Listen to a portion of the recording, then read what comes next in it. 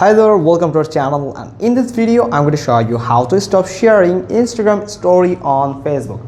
First, open your Instagram application, then tap on your profile icon at the bottom right corner. Then you'll find the three horizontal line button at the top right side. Simply tap on it and scroll down, and you will find sharing and reuse in how others can interact with you in the section. Here you will find sharing and reuse. Now you'll just need to scroll all the way down, and at the bottom you'll find when you share your story and post outside of Instagram. Simply tap on see apps. Now from here you'll find the apps that you can integrate with your Instagram account. Now tap on Facebook. Now it will redirect you to the Meta account center, where you can find the settings that sharing across profiles. Now from here you will find your Instagram story.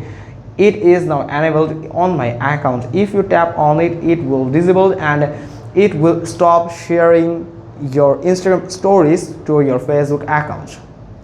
That's how you can stop it by sharing Instagram story on Facebook.